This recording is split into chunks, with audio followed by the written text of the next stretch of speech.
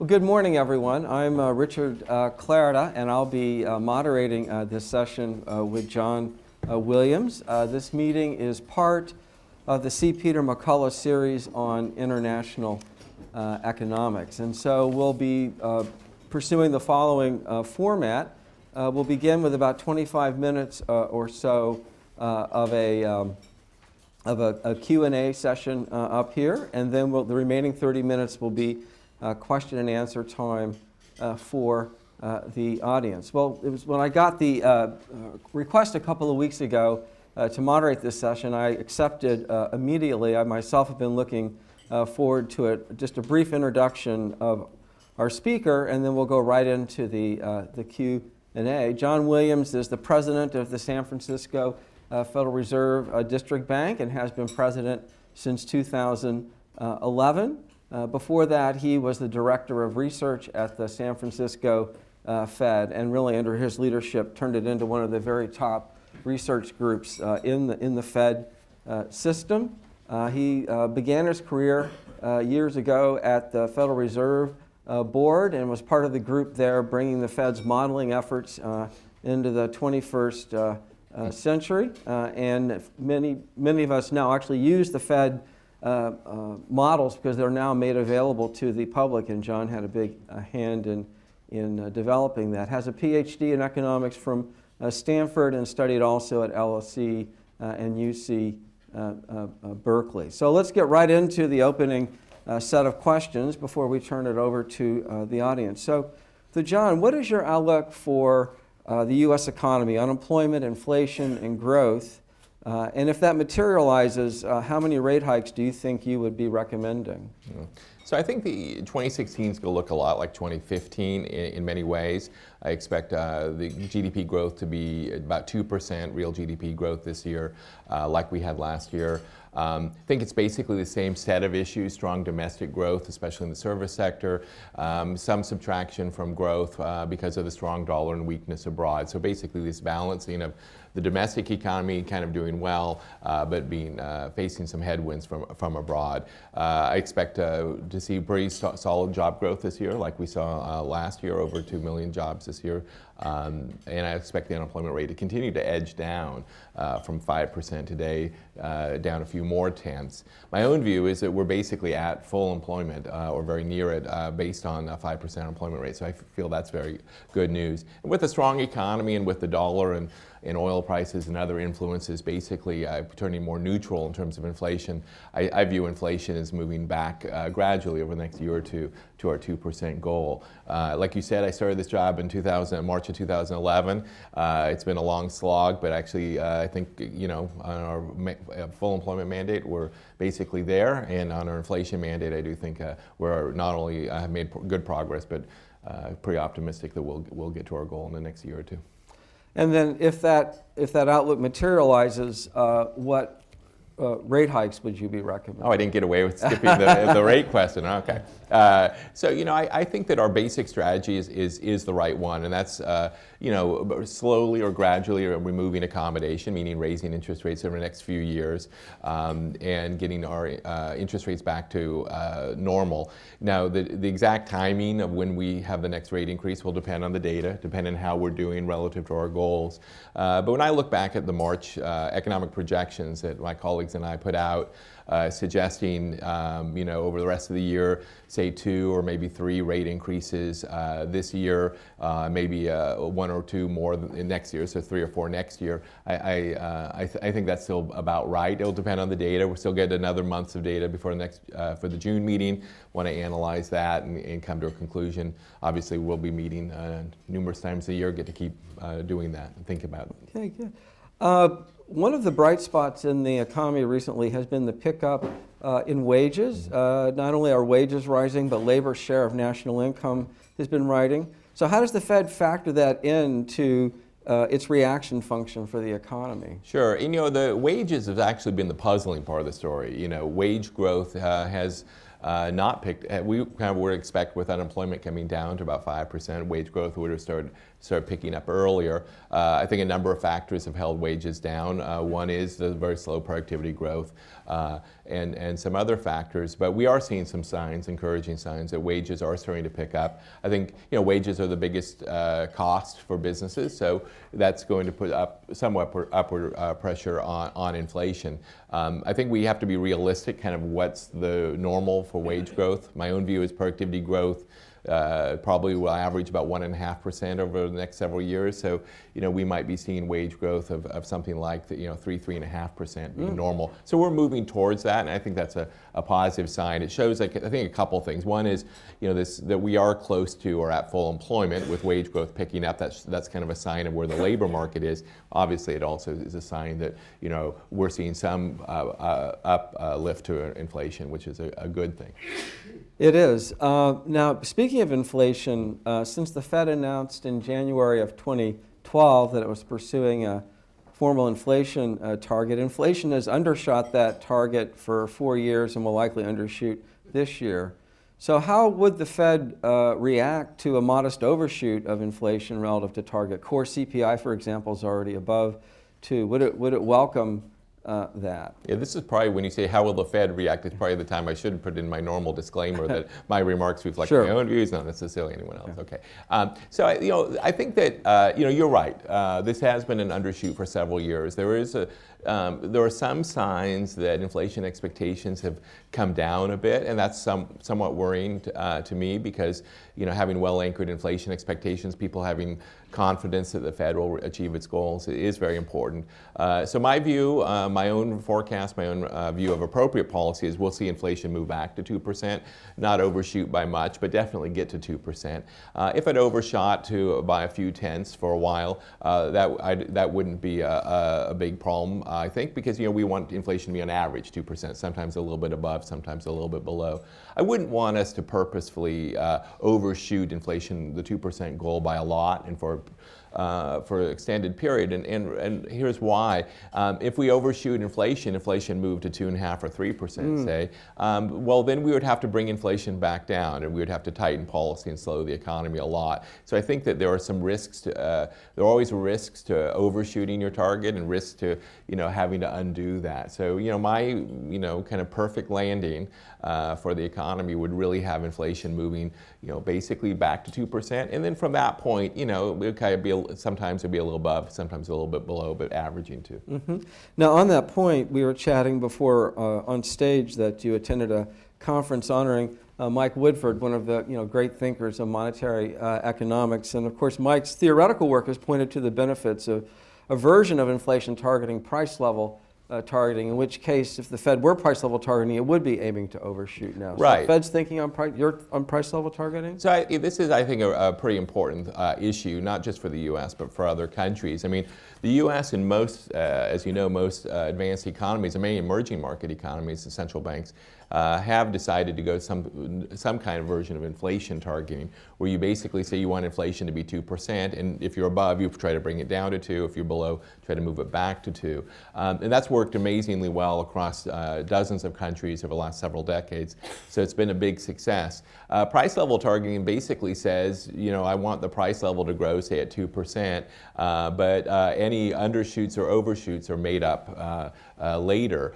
So you have this built-in memory that says if you had a low inflation for a few years, you can have high inflation for the next few years to compensate for that. Now, that's not the strategy we're doing. Right. We're doing inflation targeting. I think it's really important for the Fed, where we are close to our goals, is to stay, not change horses in the middle of the river, get our 2% goal, reach that, and kind of focus on that. I do think that based on the work that Mike Woodford and many others have done, and given the challenges that we've seen central banks facing around the globe with achieving 2%, I mean, basically very few advanced economies today have reached their goals. Many have been below for several years. That economists and policymakers around the world rethink the strategy of inflation targeting, think hard about whether we should be doing some version of price level targeting. I think there's advantages in terms of situations like when we've been in the last few years. But I think that's kind of a research project that should be done for several years. And right now, my view is we should finish the job that we set out. But I do think it's an important issue for economists to be considering.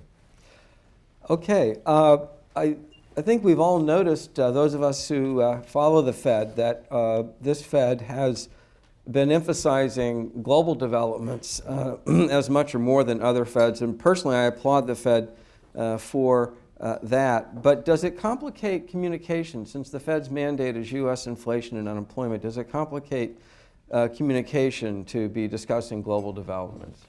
So I was telling Rich this morning, the answer is yes, it does complicate our communications, and for the very reason you said. I mean, you know, our goals are domestic inflation, domestic employment. That's what everything that we talk about at FOMC meetings when we think about the economy, we do our analysis, is focused through the lens of what does that mean for employment in the U.S., what's it mean for U.S. inflation, what's it mean for the outlook. But in the current situation, the last several years in fact, global developments have been a big driver of what's happening with U.S. inflation and with U.S. growth. I mentioned already the strong dollar and the decline in oil prices. Well, those have had enormous impacts on the U.S. economy and have been important drivers of U.S. outlook and also risks to that outlook. So at the Fed and the FOMC, we've been kind of facing this challenge of how to communicate that. We highlight the fact that our goals are domestic, but these global developments are really important to understand the outlook for the U.S. economy and the risks to it. So I have been a supporter of putting in more language in our statements and our descriptions of our policy decisions that reflect global developments, but it has led to some of these kind of questions that you brought up. Are we trying to be the central banker for the world? Are we taking into consideration what's happening abroad in terms of our decisions? So it is a nuanced issue, but I'm a big believer in transparency. If our decisions to hold off on raising rates in the past were influenced because of global developments and how they impact the U.S. economy, I personally think we should explain that as best we can and just keep working at being better at explaining our logic. And just parenthetically, one thing that I think has been useful with the Fed providing now essentially the code to run its model that John and others development, many of us have been able to run simulations on the Fed model for the effect of things like a 10% move in the dollar or whatever. And so you can actually see essentially the same analysis that you're looking at as well, which is that it does have an impact on both inflation and unemployment. There are those who claim that there is a risk to the Fed in reacting to the dollar, for example, or global developments in markets. Perhaps overreacting to financial asset prices, which is a general issue in monetary policy. Right. Think about that. Well, you've written about this yourself. Yeah. This is an old issue about how does the Fed, obviously, or any central bank, but the Fed clearly has a huge impact on financial market conditions, not only in the U.S., but globally. Obviously, financial market conditions then impact the U.S. economy. And sometimes when you're a policymaker, the Fed, you kind of feel like you're living in a hall of mirrors where, you can't, how do you, if we do this and that will happen, then that would mean we shouldn't do this. And so this is why we have economists, this is why we have models, is to try to think about what are the kind of endogenous or reactions in the economy to changing economic conditions and the outlook versus some kind of shock or some outside event that then feeds back, and do our best to analyze, what are the financial conditions, how they feed that in, how does that feed into the U.S. outlook, and then what's the appropriate policy. That's just part of the world that we have to operate in, and I think it's really important not to overreact to changes in financial conditions. I always tell people that I don't have a Bloomberg terminal. I don't watch Kramer on CNBC. I seriously do not. As a policymaker, you want to, monetary policy, as Milton Friedman taught us and has been studied for decades, monetary policy takes a year or two to have its full effect on the U.S. economy. We've always got to be looking down the road and thinking about what's the right decision. And I really do try to avoid kind of getting caught up in the day-to-day fluctuations in markets. At the same time, being aware of what's happening in the world. So it is a challenge, but try to do the best we can. Yeah. In addition to your full-time job as a president of a district bank, you're also continuing to do research, and in particular research with Thomas Laubach at the board has been quite influential, certainly on me and a lot of others, for thinking about this idea of the time variation and the equilibrium or neutral real interest rate. So perhaps you could tell us the current state of that work, and in particular, as I understand it, you're extending this to some other major economies as well. Right. I mean, this is actually one of those times where being a researcher at the Fed was a great opportunity for actually thinking about issues that other people weren't. So back in the 90s, late 90s, Thomas Laubach and I were started to think about, what's the normal or neutral interest rate? And it all started with this idea of a Taylor rule, which is some kind of mathematical equation that tells, a central bank how to move interest rates as the economy changes. And that has this, in the Taylor rule, has a notion of a normal or neutral or equilibrium interest rate. And so my colleague Thomas Laubach and I have developed a model on that. And one of the things that, in neutral interest rates in the past were tended to be between 2% or 3% on a real basis, inflation-adjusted basis. So a short-term interest rate of, say, 4 or 5% would be normal in the past, in our estimates. And then we saw a dramatic change over the last few decades, but especially since 2007, where our analysis says that at least currently the U.S. economy, the neutral interest rate on a real basis, inflation-adjusted basis, is about 0%, which means a 2% short-term interest rate is a neutral interest rate. This is a huge decline. It reflects slower trend growth in the economy, affects other global factors that are pushing down globally kind of neutral interest rates. And there's been a lot of research on this, a lot of analysis. But one of the things that we've been working on now is looking, is this just in the U.S.? Is this something particular to the U.S.? I mean, often Americans and American economists, because we have all this data, and we tend to focus on our country and kind of ignore other countries too much. So we've been looking at Europe, Canada, and Britain as using our model. And what we're seeing is a very similar pattern in all those countries. A couple of things. One is slower trend growth, basically because of demographics in all of these countries is slower population and labor force growth, but also slower productivity growth. Similar patterns across all the other advanced economies we're looking at, and in each case we're finding this neutral interest rate coming down significantly, and especially in the last decade, to numbers that were much lower than we've ever found. I think this is there's a debate among economists about, will this revert back to normal eventually, but it does present a significant challenge to central banks, because if your neutral interest rate, your normal interest rate is, say, 2 or 3%, that means when the next recession happens, once we get out of this, for those countries, once they get out of it, they're going to be starting with an interest rate that's like, 2 or 3%. Typically in the U.S., when there's a recession, the Fed cuts interest rates by about 5 percentage points. So, we hit the zero lower bound this time in 2008. Basically, if this kind of research is right, then countries in the future are going to be hitting the zero lower bound and basically find monetary policy struggling and needing to go to unconventional policies much more frequently. Yeah. I think it raises a whole bunch of issues that we need to be thinking more about in terms of the future. John, we were talking right before we came in that one of the things that's noteworthy, at least to me, about this cycle, of course, the Fed hiked in December, but at least in my case, going back to the 1960s, I think this will be the first rate hike cycle for the Fed in which it's actually beginning to hike rates when inflation is below the desired level. So typically a rate hike cycle occurs because the Fed wants to reduce inflation, or as in 94 and 04, begins to hike when it wants to keep inflation at the current levels. So does this present a communications challenge, hiking when you're also saying we want inflation to go up? Apparently it does, based on my emails I get and the bloggers' comments about some of the things I've said about the need to raise interest rates even though inflation is below 2%. So I think, first of all, I think it's actually a good thing that we're doing this because of this lags in monetary policy. Again, it takes, based on research, it takes about 2 years for monetary policy to affect inflation rates. So we really need to be thinking, where is inflation going to be, not in mid-2016, but where is it going to be in 2017, 2018? And as you know, Rich, the history of the Fed has not always been a good one. In the past, there's been this stop-and-go policies, especially back in the 60s and 70s, where the Fed did wait around too long, allowed inflation to get too high, and then had to put on the brakes cause a recession, and then put the pedal to the metal again to get the economy going. We're trying to avoid that on-off kind of cycle and just gradually move interest rates over the next several years back to normal in anticipation of where the economy is going to be in the next couple years. In terms of communication, it definitely does raise the question that people say, what's the rush?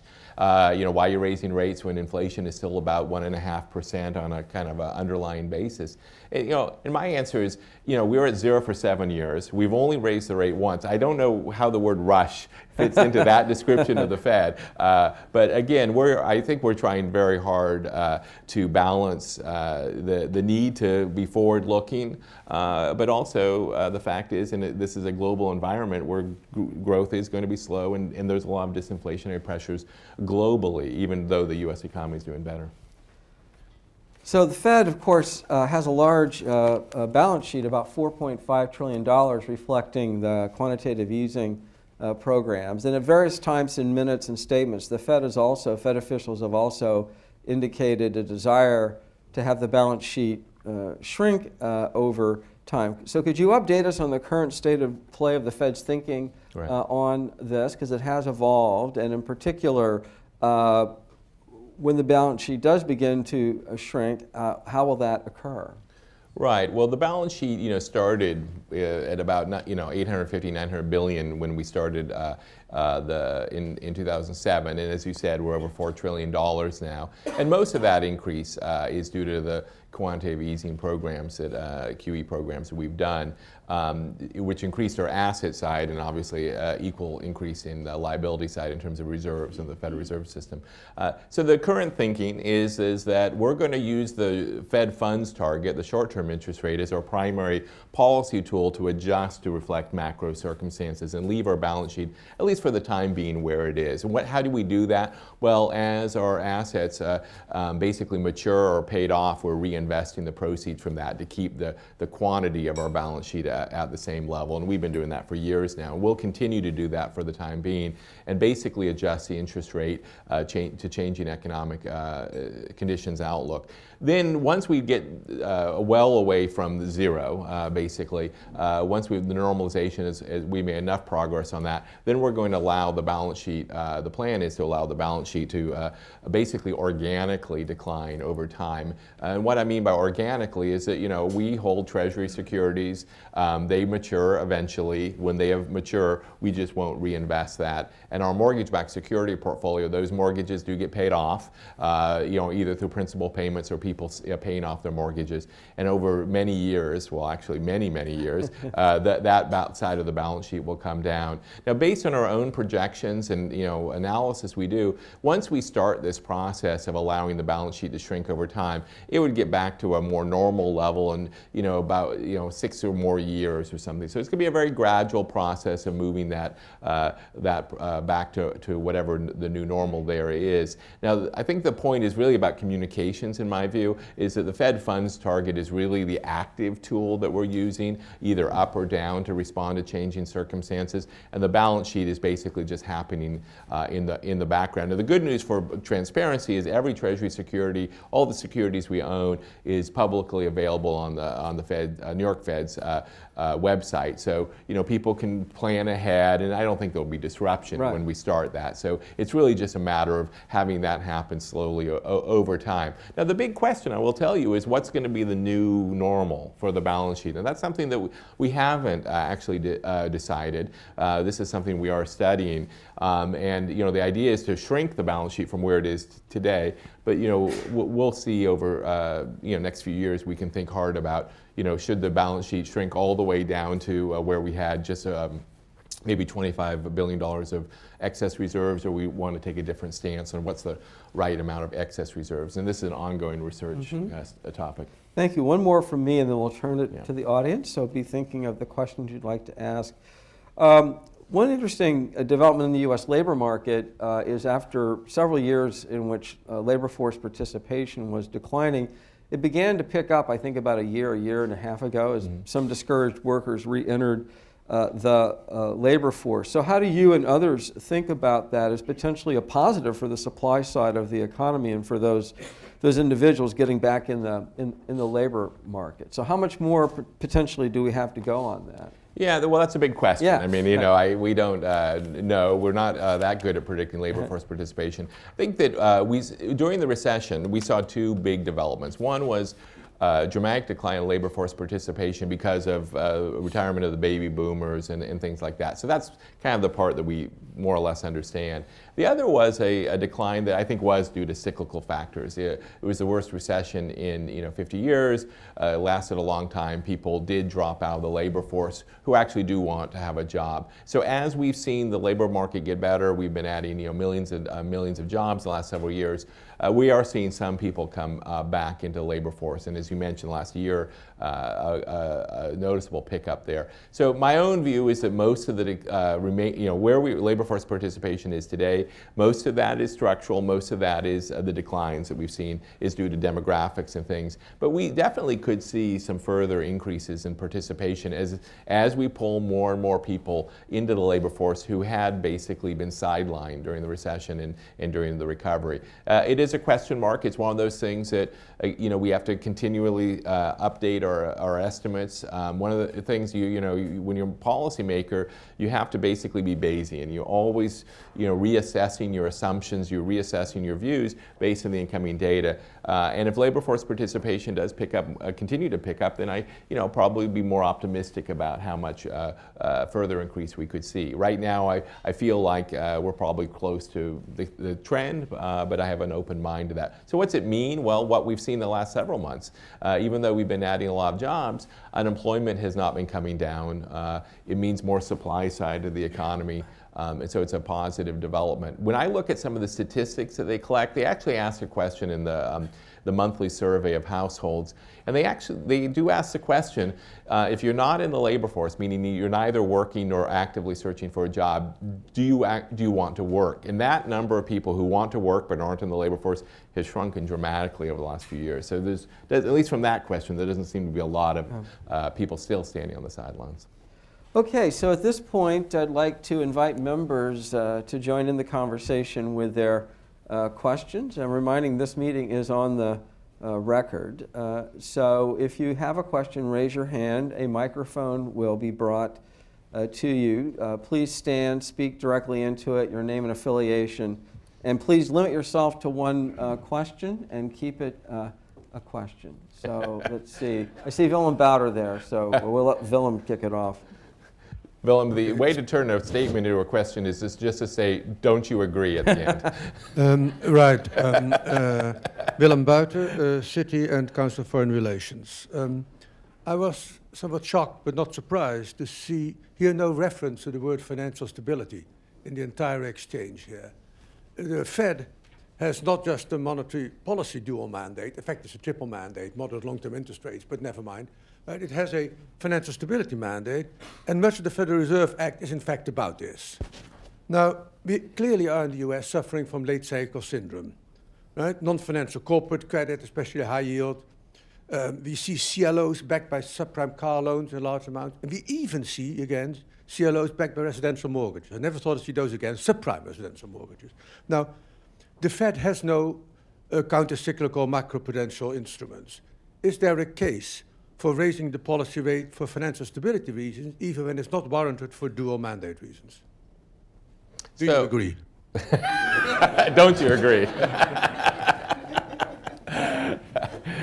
No, it's a great question, and I agree completely with the premise. The Federal Reserve was created 103 years ago for financial stability reasons, and monetary policy, as we're talking about, is a relatively modern phenomenon.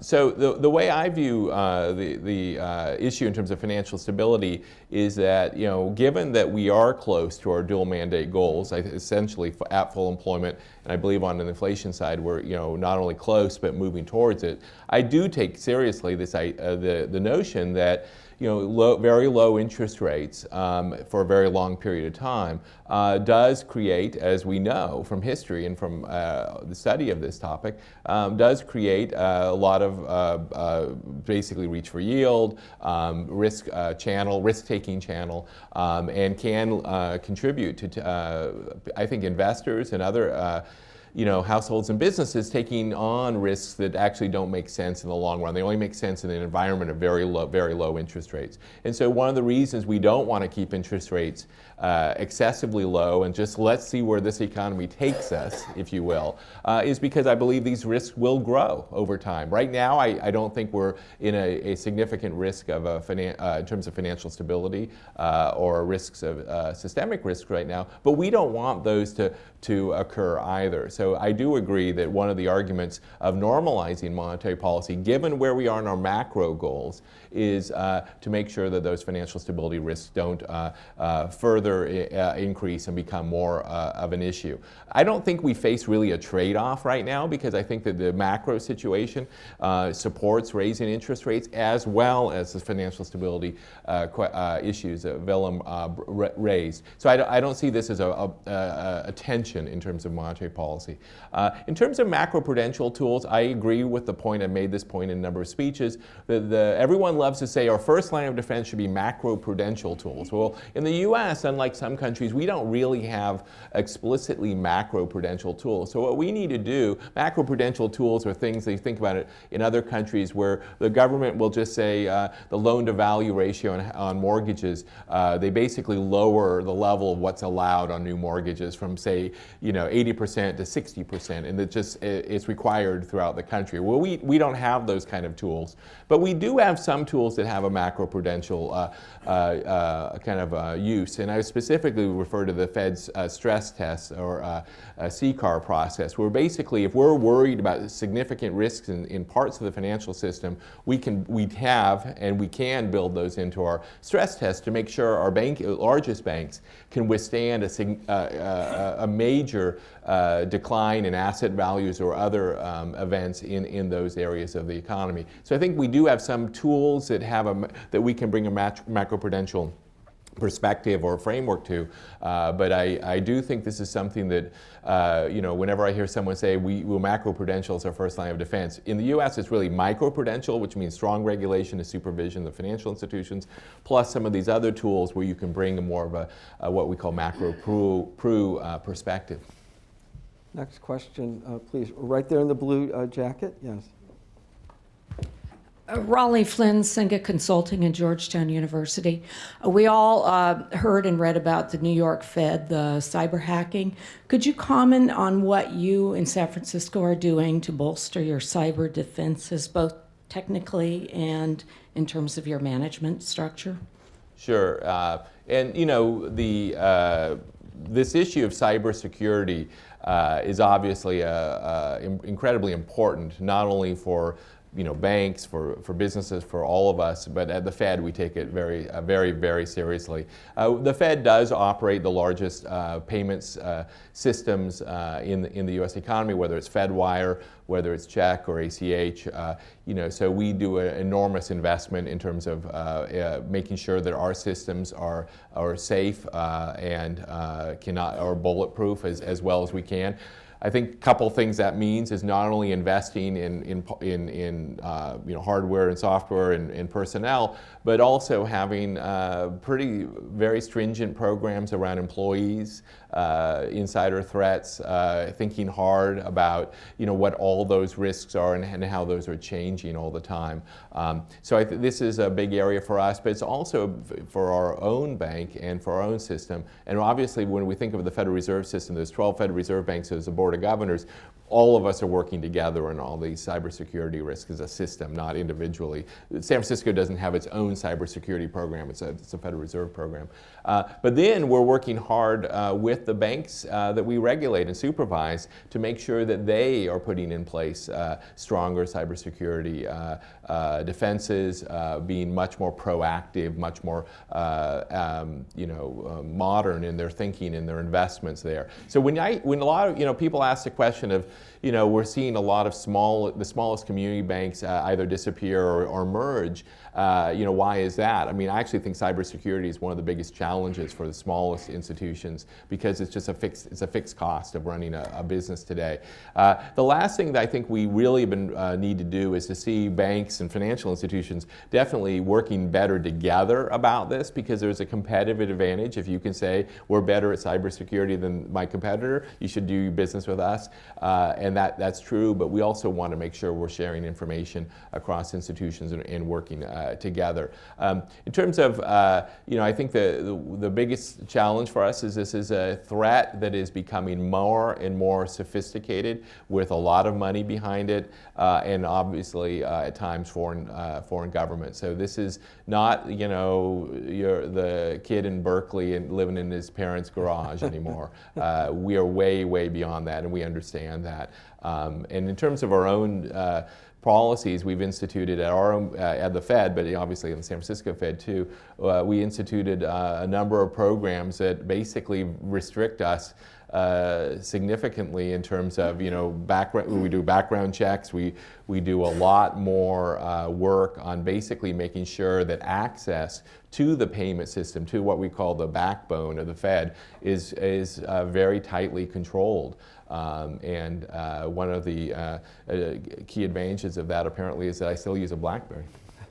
Okay. Right there on the front table, yes. Good morning. My name is Neely Gilbert. I'm a co-founder of Matarin Capital. Thanks to you both for being with us here today. Recently, at a speech in Sacramento, you contrasted the productivity gains that we saw after the tech boom in the 90s with the lack of productivity gains that we've seen in the context of current technological innovation. And you observed that perhaps this is because some of the current innovations are more focused on how we spend our leisure time, right, whereas the prior tech boom affected businesses more. I would observe that some of the current innovations are also affecting our labor markets in the context of companies like Uber, Airbnb, TaskRabbit. I was wondering if you would be willing to speak further about how you see innovation affecting the US economy at this time, and in particular from your perch in San Francisco, right next door to Silicon Valley, where many of these companies are housed and many of these technologies are being used. Is there anything to be observed in the regional data that can help us to understand how innovative technologies are affecting the economy? Sure, that's a great set of questions that we focus a lot on in the San Francisco Fed. So one of the things I said in the speech, as you correctly pointed out, is that productivity growth in the U.S. economy is actually back to its old normal. This is something that Bob Gordon has written about in his book, and many economists have studied, including one of my colleagues at the San Francisco Fed, John Furnold.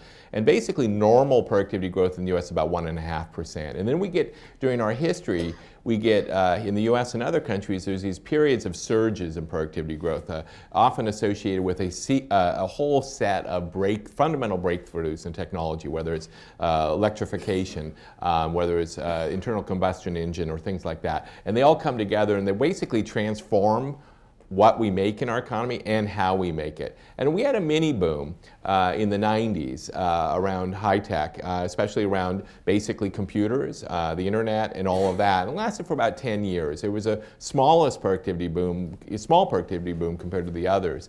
And the point I made about this one is we're not seeing it in the productivity data. So if you live in the, by the way, when you live if you're in San Francisco, you're not in Silicon Valley, but everybody who works in Silicon Valley lives in San Francisco now. So you basically, they're creating all the traffic and everything. So you feel like you're in Silicon Valley.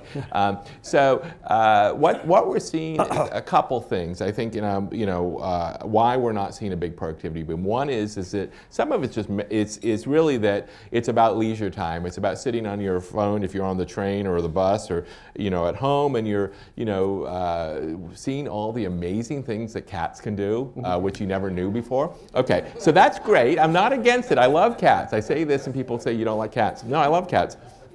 But that's not really GDP. It doesn't show up as GDP. And in fact, it could be negative for productivity when you're doing it in your workplace.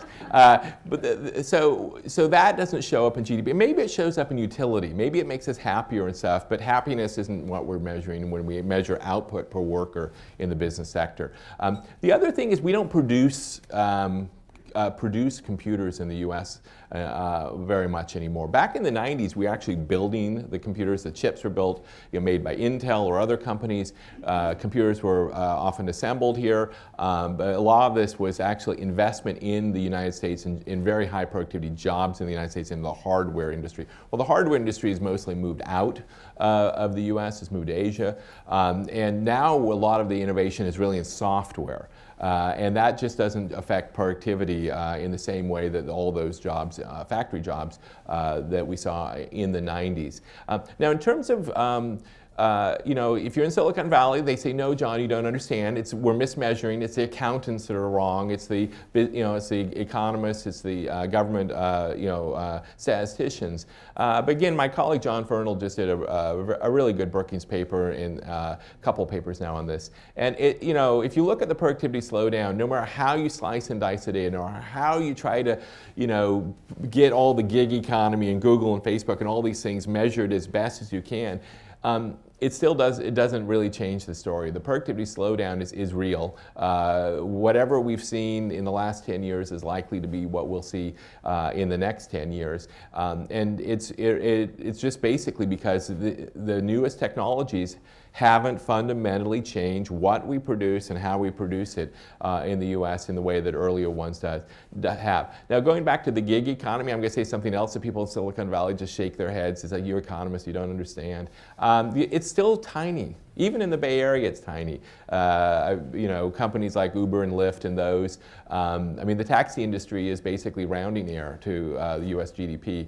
Airbnb, these things. I think they're important, and I think they have important issues about what employees are, issues about full-time, part-time employment, and things like that. A lot of issues that I think our legal system or kind of regulations need to evolve to fully incorporate. But in terms of the economy, it's still a pretty small part of the economy. So what is the U.S. economy today? I think a lot of people, I think aren't thinking about it, kind of where we are in 2016. It's not only a service sector economy, it is a primarily service economy. So what are services? If you look at the national income counts, it's healthcare, it's education, it's also housing, but so let's just abstract from that. But where the U.S. economy, creates the jobs, over 90% of the jobs created in the U.S. are in services last year.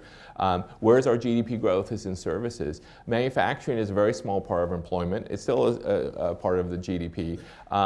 And so whenever you think about these changes that are happening, you just got to go back to say, how does this fundamentally change the delivery of health care? How does it fundamentally change education? And how does it fundamentally change what we produce in our economy?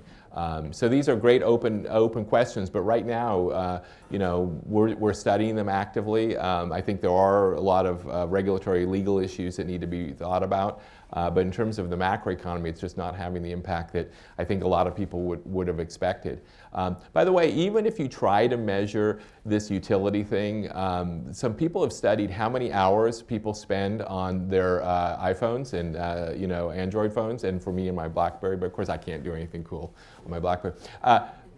What we're doing is we're basically not watching TV. Well, I should say it right. We're watching TV on our phones now. So it's basically a movement of advertising revenue and eyeballs from newspapers, magazines, and TV, old TV, the boxes that you watch in your living room, to these phones. So it doesn't again, it's cool, it's interesting, people love it, but it doesn't create a lot of GDP and productivity because it's basically just moving one activity from one device to another. And I think I probably out-geeked what I needed to do on that question. Right there at the front right table. Yeah. Thank you. Stephen Blank. The rather rosy scenario you described about our economy couldn't be more different than the views on the economy expressed by our emerging political leaders and agreed on with many of their followers. What do you think it explains this variance? And more important, what does it portend for the relationship between the Fed and the emerging political leadership we'll see in the next years? It's a great question, and I think it's actually pretty easy to understand because at the Fed, we're interested in our dual mandate goals, again, which is the 2% inflation and what we think of as maximum employment. And we just take the supply side of the economy, the structure of the economy, fiscal policy, we just take that as given. This is the economy that we're handed, and how do we best achieve our goals? So the way I view it is, at the Fed, in my perspective, we've done what we can in order to get the economy, basically back to full strength with interest rates. Interest rates can only do so much, and obviously they can't solve structural or other problems. We're doing what we can to get inflation back to 2%. So what are the issues that really are the big economic issues in the U.S. economy? They are much bigger, longer-term issues about the supply side, if you will, of the economy. The fact that productivity growth is only 1.5%, the fact that trend GDP growth is 2% or even a bit less than that, which is the lowest we've experienced in our lifetimes. The fact that income inequality is rising, or however you think about these, or economic mobility seems to be declining somewhat. All these issues, the hollowing out of the middle class, these are all real. These have been studied. They have to do with a lot of different dynamics over the last several decades, but they're not the things that monetary policy can or should address. And so when I sound optimistic, and I hear, it's a great question, and I hear it all the time, it's optimistic within the confines of what can monetary policy do. Monetary policy can get unemployment down from 10%, which was our peak, down to 9 to 8 to 5, or maybe a little bit lower. But if we try to do more than that, we just create other problems, whether it's financial stability issues that Willem highlighted, or just creating inflation or other problems. So I think that this is the disconnect. I'm optimistic in the context of the hand that we're dealt. I think that the concerns a lot of people raise is that the hand isn't one that's favorable. I mean, trend growth is lower than any time we've seen before, all these other structural issues. And again, I can't do anything about that. So you asked, well, what's it mean for the Fed? I think it does. Create a lot of this tension about last several years that people have been saying the Fed's the only game in town. Right? So they're saying, fiscal policy at times has been at loggerheads, other policies, or other issues, we've had, government shutdowns and things like that. So we're counting on the Fed to solve our problems. And now I'm hearing more and more of these kind of, claims or, people raising issues. Well, can't the Fed solve this problem? I mean, you guys were amazing, low interest rates, big balance sheet. You got $4 trillion. Can't you use that to deal with these structural problems? And we know from history, both in the US and other countries, that when you try to solve structural problems, longer term problems with monetary policy, it leads to, it never ends well. And I think that is going to be something we're going to probably see more pressure on us to try to use monetary policy to solve longer run structural problems. And we just have to fight that every day. Right there. Next to Willem. Platero, Council for Foreign Relations and Sole 24 Ore. I just wanted to go back to the sort of the short term. And we have seen some retailers that have done pretty badly recently. Right. And we have seen housing in New York that is slowing down. Apparently there is not such a great sale of the new condos that have been built up. So the economy seems to be, there are some issues. So the question is, how do you put those items into perspective? And what kind of bias the slowing of the economy would have in your monetary policy decision-making in the short, medium term? We know Dudley last week said that, maybe by June there could be an increase of rates. So would the economy intervene, or that is pretty much a decided factor? Thank you. So this is, when we say we're data dependent, and I always say that, monetary policy is data dependent, it goes right to your question, right? I mean, wait a minute, what data are you looking at? Which data are decisive in terms of decisions? And of course, when we say data, there's millions of data points that we observe and collect and analyze. But I, again, go back to what's it mean for our goals of maximum employment and 2% inflation or price stability? So I look at the data, again, from a 2-year perspective. I agree with your point that we're seeing some softening in some parts of the hottest commercial real estate in the globe, New York and San Francisco. But remember, this is in the context of, like, all of my employees would love to see some declines in rents in San Francisco. So, it's in the context of a very hot market. So we have to read through that data, try to analyze it best we can. That Q1 GDP growth, which was very soft, to what extent does that portend softness in second quarter? So far, I think the data are showing that was an aberration, anomalous, and the second quarter is looking better. But we do want to keep watching that. We'll get employment data for this month. We'll get more data on the economy. We have to take all of it together and try to get this big picture of what's it tell us where the economy is going in the next year or two. In terms of the retail sales, this is one of the reasons macroeconomics is not a stagnant kind of subject or a field. A lot of what we're seeing is this mix between bricks and mortar, whether you think about the big department stores like Nordstrom or Macy's or others, versus online sales. So we have to make sure that the data we're looking at is not just what's happening in one part of retail, but is capturing the broader trends. And of course, our statistics have to do a good job of keeping up with that. In terms of where we are in terms of monetary policy, since you did ask, it's the first time I've heard the word June mentioned this morning. So okay, I'll bite. It is data dependent, and what that means is, Rich asked me, what kind of rate increases over the rest of the year. That's gonna, if the data come in softer than expected, that all else equal, that tells you we'll move a little bit slower or maybe a little bit later in terms of the next rate increase. But my own view is that the data stream we've been getting over the last several months has been, I always compare it to what I was forecasting a few months ago or a few quarters ago. And my view is, in terms of employment and inflation, the data we've been getting the last few months or quarters is basically consistent with the forecasts I've had. So, there are some ups and some downs, and everyone gets caught up in that labor report or that retail sales or that, manufacturing report. But overall, I view that the data have been consistent with, good 2% growth and steady job gains. Right there, straight on, yes. My name is Peter Goldmark. I'm an independent consultant to foundations in the climate and energy area. This is a room where a lot of people will be familiar with Mervyn King's End of Alchemy. And I wondered if you would share with us your reaction to his recommendations to, quote, avoid the next financial crisis, the two-track system, wide banking, narrow banking, different reserve policies. What are your thoughts on that? I found it very powerful. So, obviously there was a lot of reassessment, reevaluation of the appropriate regulatory framework after the financial crisis. A lot of studies being done by universities, by academics and policymakers. In the U.S., I think that the approach that's been taken so far has hit the most important kind of risks to the financial system in terms of making sure that our biggest banks have the adequate capital and liquidity, that we put enhanced supervision. The bigger you are, the more supervision regulation you get, the more demands we have for you for capital liquidity. Basically putting on, if you will, as an economist, if you create a negative externality, meaning that by being very large you create a risk of too big to fail, that we put more requirements on you, making you make the trade-off between should we be big and take on all the extra regulatory requirements, supervisory requirements, or choose not to be big.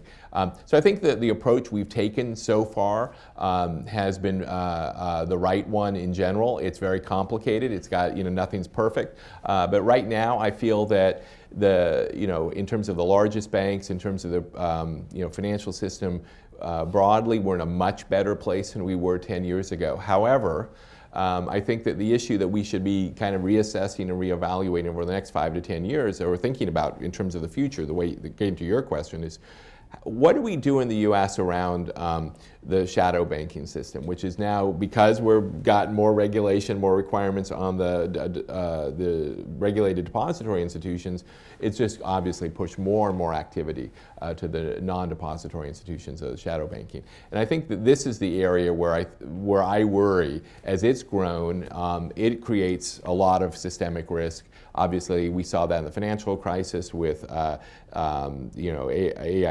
or Bear Stearns or Lehman or money market mutual funds. So to me, that's the question that we need to be focused on, is how do we bring a regulatory framework that isn't designed based on what your charter is, but basically is designed more around how do we protect the financial system as a whole. So when I look at what Britain has done, for example, I think there are advantages to their approach, and I think there are advantages of thinking about how do we create a system that makes sure that we just haven't basically protected created a Maginot Line around the banks, but then created opportunity and actually pushed more activity to areas that create more risk.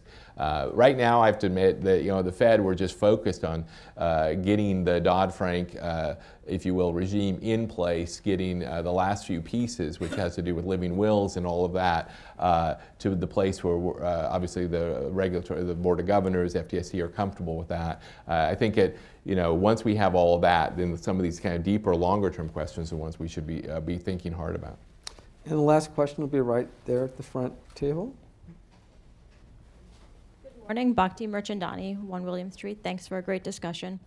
In today's discussion, you mentioned 2 developments that may limit the use of tried and true monetary policies in future crises. One is the change in equilibrium interest rates to 0%, and the other one is the quintupling of the Fed's balance sheet since 2007.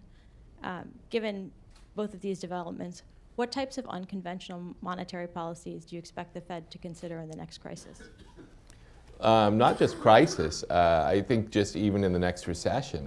Or next situation. So let me broaden that out a little bit. So say that we had it was called a rosy scenario, but say that we get, for whatever reason, my forecast of 2% growth, continued improvement in inflation doesn't come true. What tools do we have today to boost the economy, to get us back to on track? So I think it's the same toolkit we used from 2009 till today.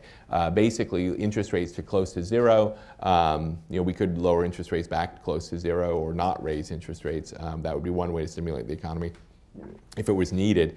The other is we could go back to QE. I don't think we're at all out of ammo on that. I personally think that our asset purchase programs were successful in lowering long-term interest rates, basically improving financial conditions and boosting the economy. So we can go back to that. I also feel that forward guidance that we used in 2011 to 2012, basically saying we're not raising rates for the next couple of years, was a very powerful tool to clarify what the Fed's thinking was in that kind of circumstance. We're not in that circumstance now, but at the time these were powerful tools. So I think that those are the same toolkit we can go back to. We understand them better. I think we have more confidence in which are the ones that work better under different circumstances, and we can go back to those if those were necessary. You didn't ask, but we're out of time. I will say I don't think negative interest rates is a tool that we would use, except it would be at the bottom of that list. I think the tools that we would use in the future would be very similar to the ones we've used in the past. What I do worry about is when I look around the globe, it's not the U.S. economy. I think the U.S. economy is in good shape. I think we're in a good place. You look at Japan, you look at Europe, you look at ECB, Switzerland, Scandinavia. All these countries are facing persistently low inflation. It's going to take, they've got, not only do they have massive QE and they've got negative interest rates, very negative interest rates in a few countries, and they're struggling to get inflation back on track. So that's where, if you ask me what keeps me up about thinking about monetary policy, it's really not the U.S. so much, but thinking about what's happening there and learning from what they're doing in terms of the effectiveness of the tools they're deploying. All right, and on that note, we will conclude right on time. So thank you all, and have an enjoyable rest of your day. Thank you.